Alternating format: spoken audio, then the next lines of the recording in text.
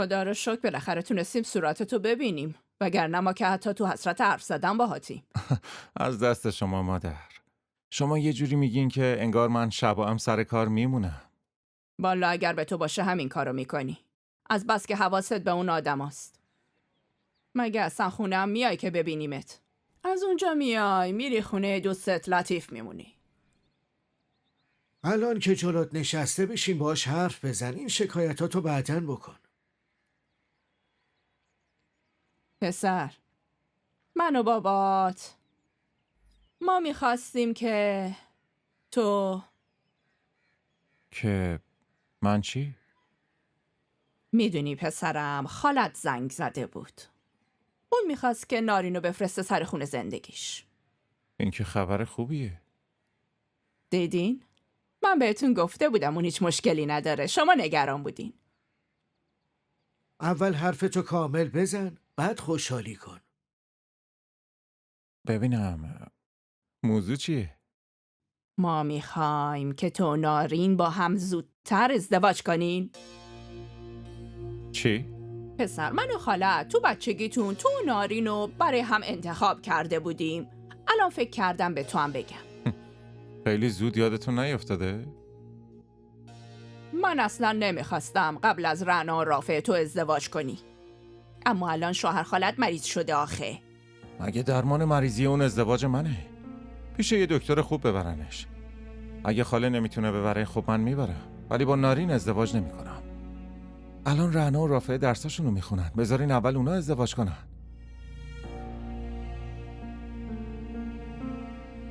شنیدی؟ من چی گفتم؟ بهادر، حرفمو گوش کن پسرم. من نه با نارین ازدواج میکنم نه با کس دیگه ای. یه ذره به فکر شوهر خالت باش، بیچاره خیلی مریضه. گفتم که میتونم پیش یه دکتر خوب ببرمش. باشه. من که به خالت قول دادم اون چی میشه؟ یعنی واقعا حرفای من برای تو هیچ ارزشی نداره؟ یعنی من شرمنده بشم؟ اصلا ازم پرسیدین که قول دادین؟ زمانی باید شرمنده میشدین که بله رو میگفتم و بعد انکار میکردم. واسه این شرمندگیتون نمیتونم کاری کنم. بابا خودت بهش بفهمون، من رفتم. بهادر، بالاخره که باید با نارین ازدواج کنی. حرفمو شنیدی؟ خاله چه چای مزخرفیه، یه ذره شکرشو بیشتر میکردی دیگه. دیدی؟ چقدر اتاقشو خوشگل کرده بودم، خیلی به همه چیز اومده بود. خودم دونه دونه وسیله‌هاشو انتخاب کرده بودم.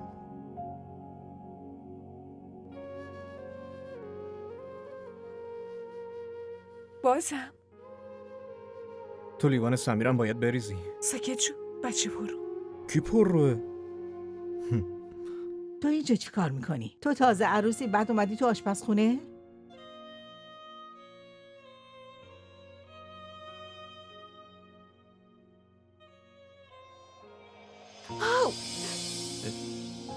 گیتی؟ من خوبم خدا رو شکر، داغ نبود.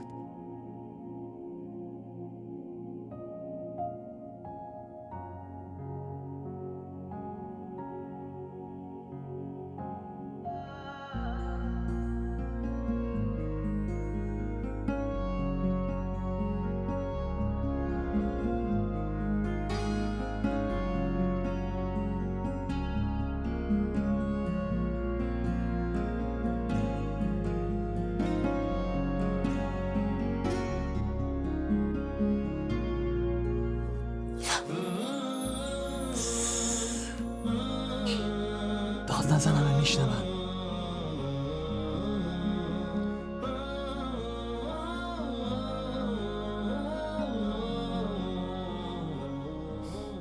همینطوری میخوای نگام کنی؟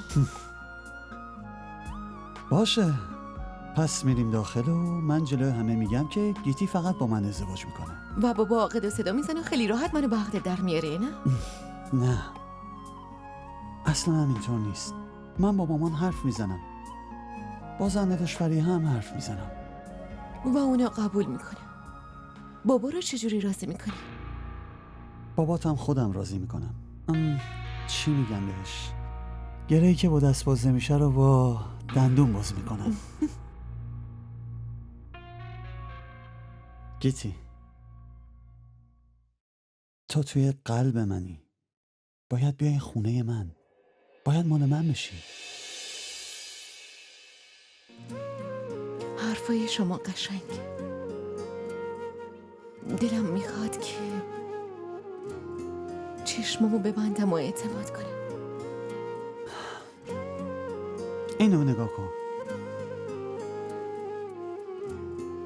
این عکس رو نگاه کن. عکس توه. این چیه؟ این عکس توه. عکس بچگیت. این عکس رو جاوید گرفته بود وقتی اومده بودی خونمون. اما این که من پیش خودم نگهش داشتم. میدونی من همیشه این عکس رو نگاه میکردم و فکر میکردم که منو یادت مونده الان چه شکلی شدی. تو هم به من فکر میکنی یا نه؟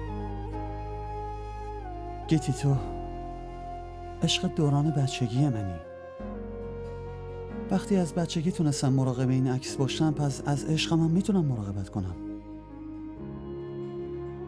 تو برام خیلی با ارزشی.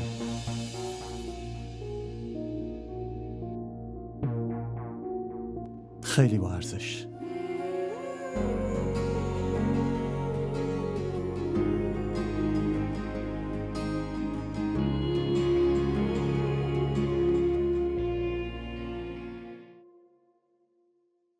داداش شما چرا انقدر زود میرید؟ من که میخواستم امشب همینجا باشید. راستش زن داداش، ما همون آدمای زمان قدیم هستیم. مناسب نمیدونیم خونه یه خواهر یا دخترمون بمونیم. توی خونت یه وعده رو بودیم. همون کافیه. باشه درسته. هر جور خودتون صلاح میدونی. این بار شما تشریف بیارین کلبه درویشی ما. عروسی گیتی و ظفره. انشالله به محض اینکه تاریخش مشخص شد بهتون اطلاع میدیم.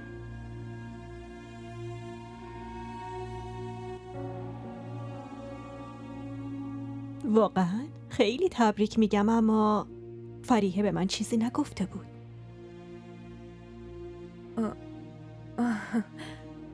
خاله، آبجی فردوس همین چند لحظه پیش بهم گفت، واسه همین نتونستم بهتون بگم. آها که اینطور. نفیسه خیلی خیلی بهت تبریک میگم. ماشاءالله گیتی دختر دوست داشتنیه. انشالله خداوند خوشبختش کنه.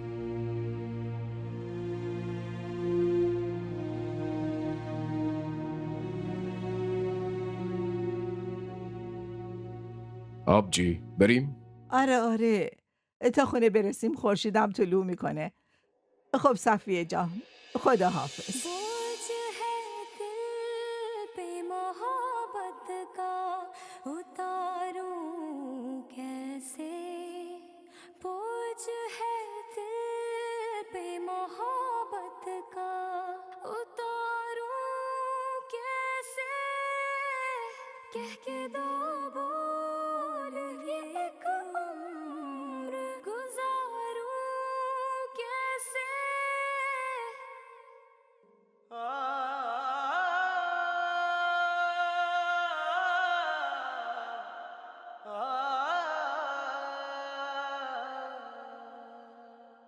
گیتی،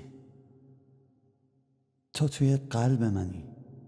باید بیای خونه من. باید مال من بشی.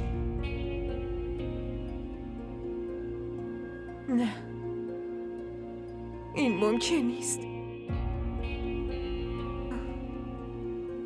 من نمیذارم این اتفاق بیفته. چیو نمیذاری اتفاق بیفته خانم؟ نه چیزی نیست. راستش داشتم فکر میکردم که من اینجا تنهام و اونجا ظفر و گیتی دارن ازدواج میکنن، پس من چطور بذارم این اتفاق بیفته؟ خب میریم دیگه. الان چه مشکلی هست؟ آره حتما میریم. حتما توی عروسیشون میریم. خیلی هم خوش میگذره. چی شده پسر؟ بیا یه سمیر لحظه خیلی بیا. خوابم میاد. ما فردا هم میتونیم حرف یه دقیقه بزنیم. بشین اینجا. چی شده؟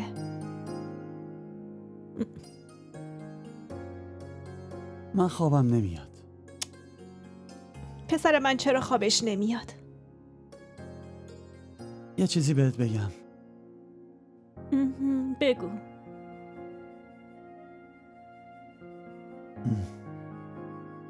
من میخوام ازدواج کنم.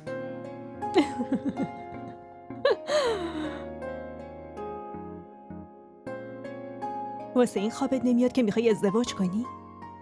آره.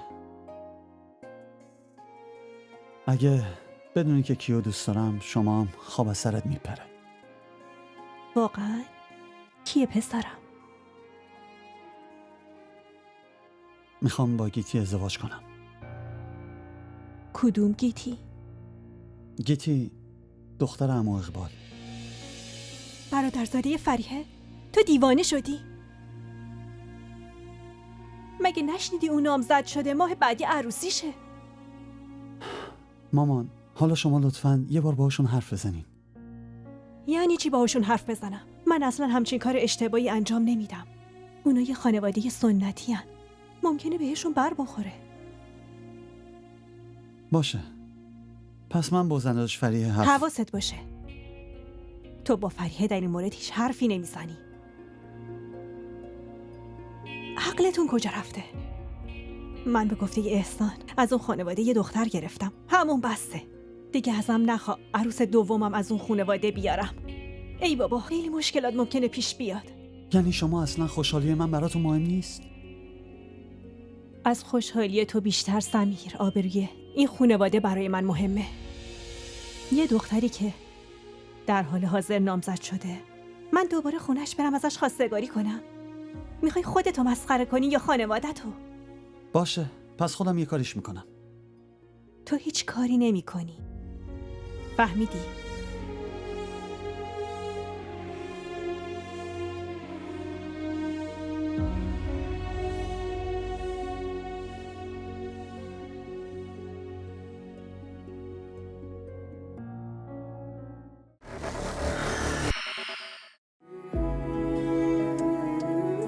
تو به اسم ما دقت کردی حالا؟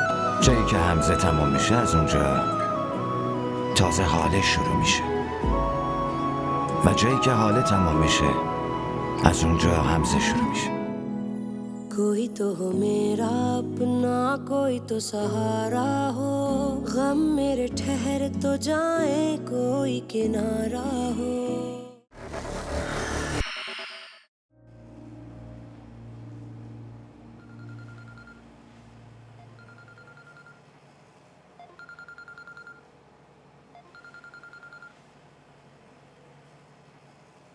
الو؟ من اومدم کراچی فراموشم کردی؟ نه خیر. چطور میتونم فراموشت کنم؟ فقط یکم کارم زیاد بود.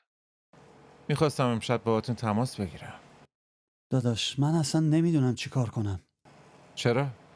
مگه چی شده؟ امروزم و اقبال جلوی همه نامزدی گیتی و ظفر رو اعلام کرد. چی؟ آره ما باید هرچی سریعتر یه کاری بکنیم، وقتمون خیلی کمه. بهادر دارم باهات حرف میزنم.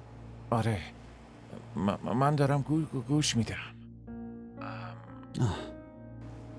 اگه اونا ازدواجشون رو قطعی کردن پس تا 1-2 ماه دیگه عروسی میکنن مگه نه؟ گیتی هیچ وقت با ظفر ازدواج نمیکنه. ما باید ببینیم چطور میتونیم نجاتش بدیم. چی میتونم بگم؟ شما دوست من اینو نمیخوام که توی درد سری بیفتین. بهتر همینه که شما گیتی رو فراموش کنین. زندگیش نابود بشه و من فراموشش کنم؟ از بچگی میخواستم بهش برسم. نمیتونم فراموشش کنم. من بعداً باهاتون حرف میزنم. فعلا یه کار مهم دارم. بعداً حرف میزنیم. टूट कर प्यार करे दिल जो बिखर जाता है इश्क तो सामने आँखों के मुकर जाता है.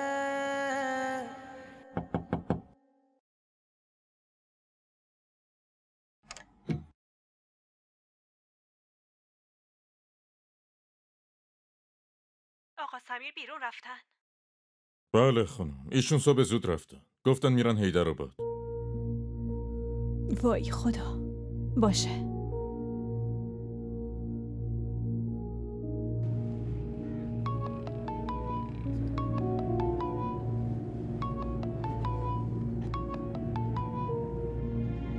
سلام مامان. سمیر تو کجایی؟ مامان من به داداش خان گفتم کجا میرم. تو حیدرآباد میخوای بری چی کار؟ شما نگران نباشید، من کاری نمی کنم شرمنده بشید. من به حرفت اعتماد ندارم. اگه میخواستی کاری نکنی ازم میپرسیدی و میرفتی، اجازه میگرفتی یا حداقل بهم خبر میدادی. سمیر وای، این پسره میخواد چی کار کنه؟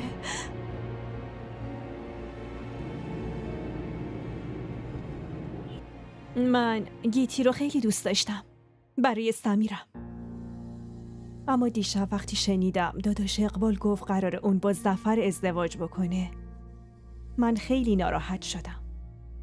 خیلی خوشحال می شدم که عروس کوچیکم از خانواده شما بود. انگاری به نظر میرسه سمیر با خاله در مورد ازدواج خودش با گیتی حرف زده باشه.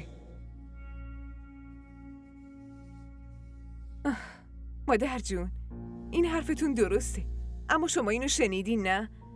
که هرچی صلاح باشه همون میشه. گیتی اخلاقش کاملا فرق داره، سمیر اخلاقش کاملا متفاوته. با جایی که اخلاقا به هم نخورن نمیشه که بخوایم به زور ازدواج کنن. این کجاش عاقلانه است؟ این که کاملا حماقت میشه نه؟ من گیتی رو میشناسم، اون برادر زادمه و سمیرم میشناسم.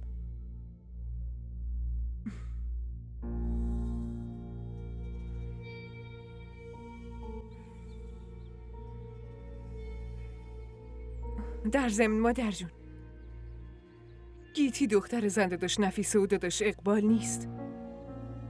اون از زن قبلی داداش اقبال جهان‌آراست و شما هم میدونی جهان‌آرا داداشم و 2 سال بعد از ازدواجش ترک کرد و رفت.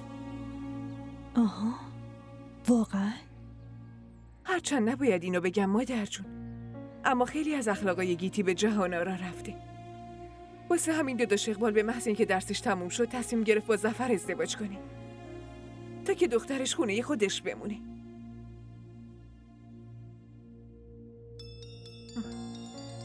ببخشید مادر جون، گوشیمو جواب بدم.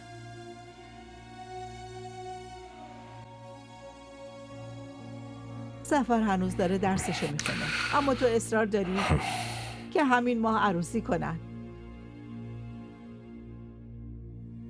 من میخواستم اینو بگم که اون دارایی و زمینایی که به اسم گیتی هستش اونا رو به اسم ظفر بزن.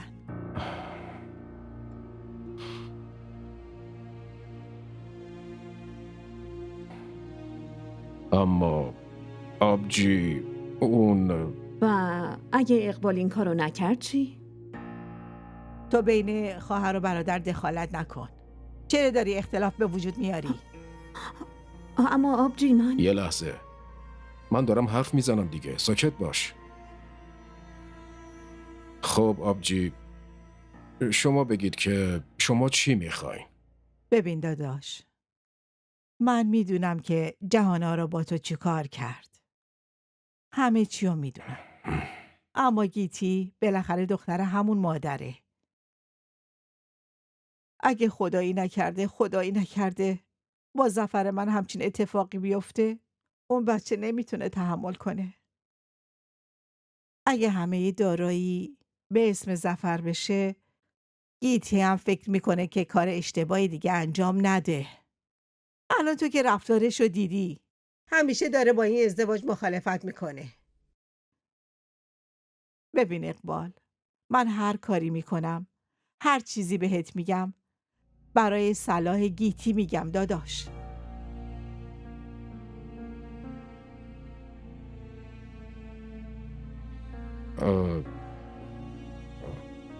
درسته آبجی، اما به هم یک کمی زمان بدین.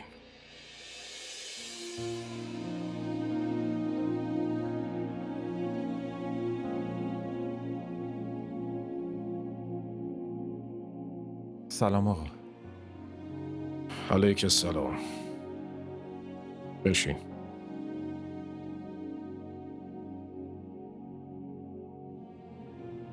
بهادر، با وکیل تماس بگیر. میخوام باشه مشورتی بکنم.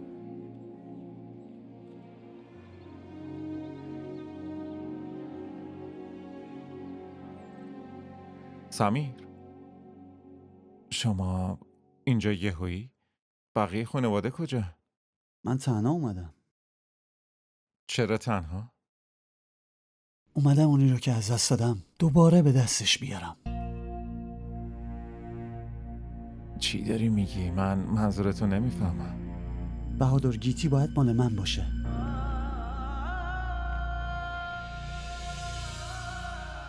یه لحظه بیا ببینم.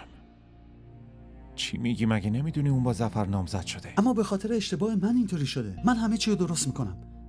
به عمو میگم که این اشتباه من بود. من قانعش میکنم که به خاطر اشتباه من این اتفاقات افتاده. نمیتونن همچین ظلم بزرگی بهش بکنن.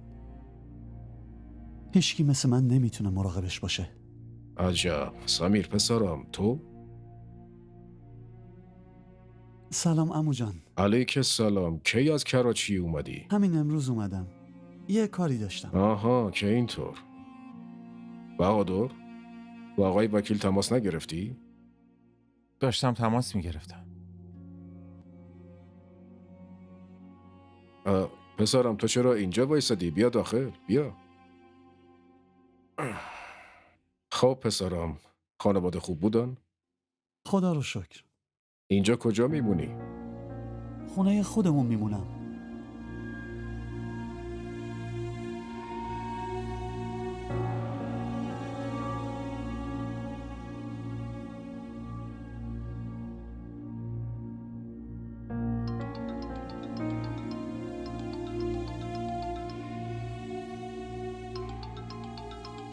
اما این تماس رو باید جواب بدم. حتما پسرم، راحت باش.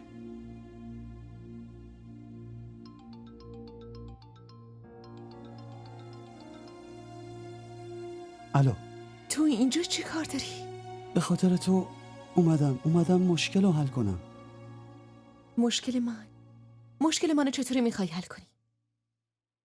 من میخوام به عمو اقبال در مورد عشقم همه واقعیت رو بگم. تو دیوونه که نشدی؟ واسه خودت چی داری میگی؟ پس خودت بگو چی کار کنم. من خودم هم نمیدونم که چی کار باید بکنم. راستش گیتی، من یه راه حل دارم. چه راه حلی؟ فرار میکنیم. یعنی تو میخوای بر این که عشق تو به دست بیاری من خودمو به کشتن بدم؟ آره؟ پس همون بهتر من با ظفر ازدواج کنم. تو چی فکر میکنی پیش خودت؟ مگه من میخوام کسی پشت سرت حرف بزنه؟ اگه تو اینطور نمیخوای پس از اینجا برو.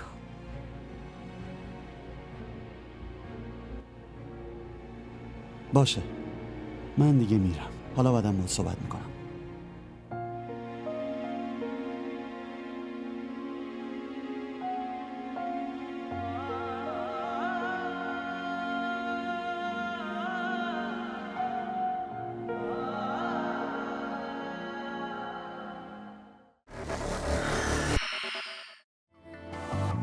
کسی که میمیره زیر خاک میره و دیگه بر نمیگرده مادر جون. اما یه آدم زنده رو همینجوری بکشن خیلی سخته مادر جون. تو یه زن بیوه هستی، باید اینجوری لباس بپوشی.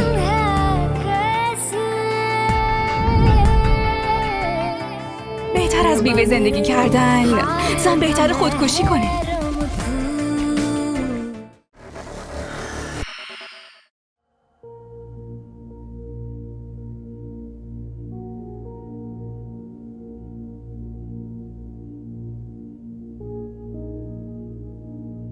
آبجی، به نظر من نفیسه درست میگه.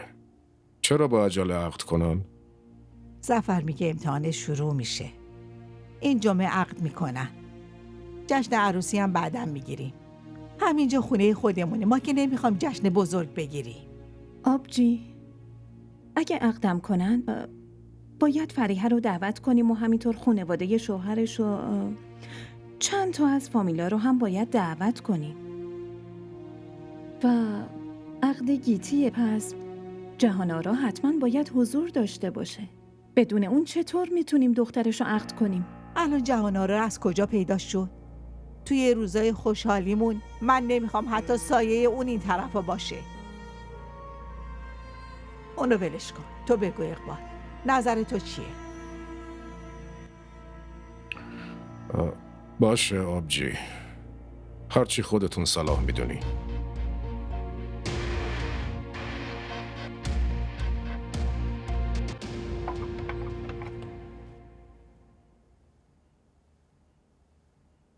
فایده ای نداره. خودمون دروغو کردم تا دختره رو به دست بیارم، اما آقا بازم تشریف آوردن. از کی حرف میزنی؟ از سمیر حرف میزنم دیگه. اومده گیتیو با خودش ببره. منم به ظاهر دوستش دادم تا کمکش کنم. شدم اون پسرایی که بازندن و تو عروسی عشقشون میرقصن.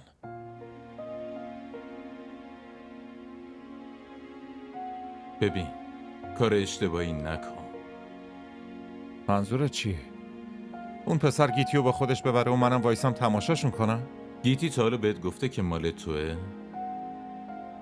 اون مال تو نیست و تو داری سعی میکنی از راه اشتباه اونو به دست بیاری.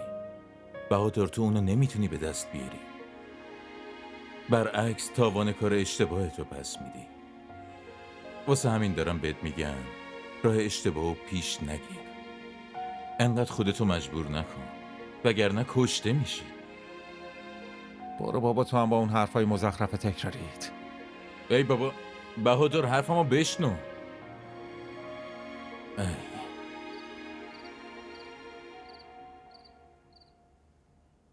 تو میدونی این جمعه بابا قراری منو با ظفر عقد کنی. چی؟ اما گیتی، با گریه هیچی درست نمیشه. تو به حرفم گوش کن. من با عمو حرف میزنم. من تو رو ازش خواستگاری میکنم. آخرش توی این جنگ خودم برنده میشم. تو بابایی منو نمیشناسی. چی فکر کردی؟ فکر کردی به حرفت گوش میده؟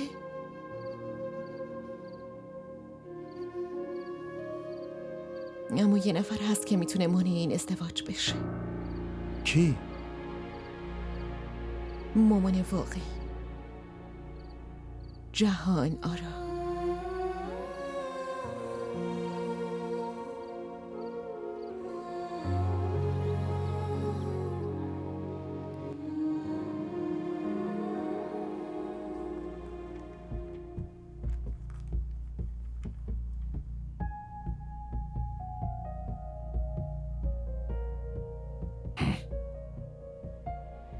تو اینجا چی کار میکنی؟ بابا من میخوای چیزی بگی؟ بله. چی؟ من نمیتونم با ظفر عقد کنم چون ازش خوشم نمیاد. شما اونو نمیشناسی.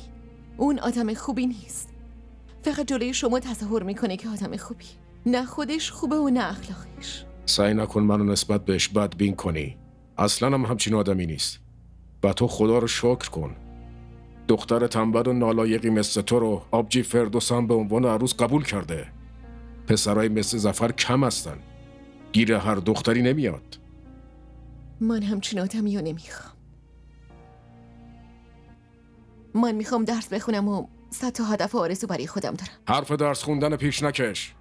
بقیه کارهایی که میخوای انجام بدی رو بعد از ازدواجم میتونی انجام بدی. من نمیخوام ازدواج کنم بابا، در ضمن میخوام مامانم رو ببینم.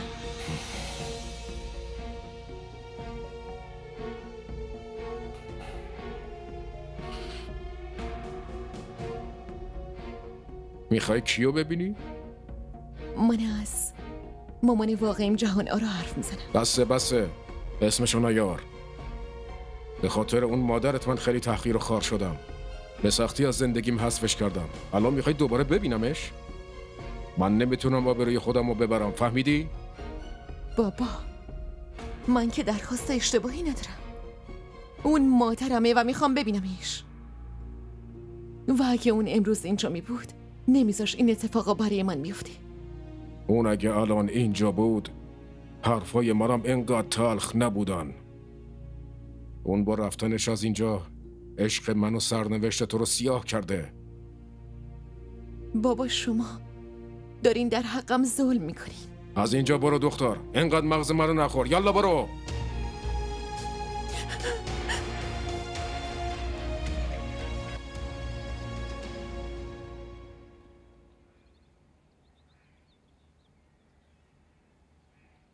چی شده؟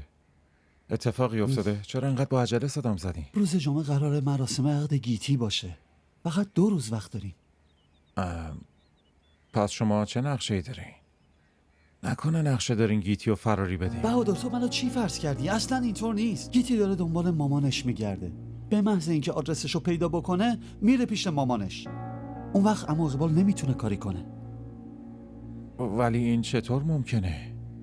تا جایی که من میدونم هیچکی از جهان‌آرا خانم هیچ آدرسی نداره. هیچکی حتی ازش خبر نداره. چطوری آدرسشو پیدا کنیم؟ مشکل همینجاست. تو فقط دعا کن. گیتی داره زنگ میزنه. الو؟ واقعا آدرسشو پیدا کردی؟ این عالیه. آدرس نه، فقط میخواستم شمارش رو پیدا کنم. اما فقط تونستم آدرسش رو پیدا کنم. اگه اون شمارش نیست پس؟ شماره تماسش نیست، فقط آدرسش. چیکار کنیم سمیر؟ الان چی میشه؟ باشه تو نگران نباش. من و بهادر یه فکری میکنیم، بعدم بهت خبر میدم. خداحافظ.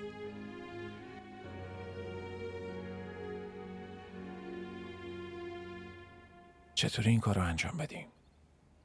فردا از تو گیتی رو میاری اینجا، منم با خودم میبرمش کراچی. و توی راه گیر بیفتی؟ این چه حرفیه میزنی پسر؟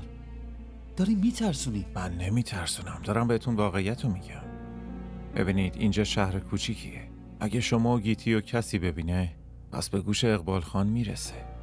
بعدش چی میشه؟ قیامت به پا میشه. و یه چیزی رو یادت نره که زنداداشتون هم عضو همین خانواده است. خاله صفیه، زنداداش فریحه و داداش احسان. چه تأثیری ممکنه رو زندگیشون بذاره؟ آره راست میگی. پس چی کار کنم؟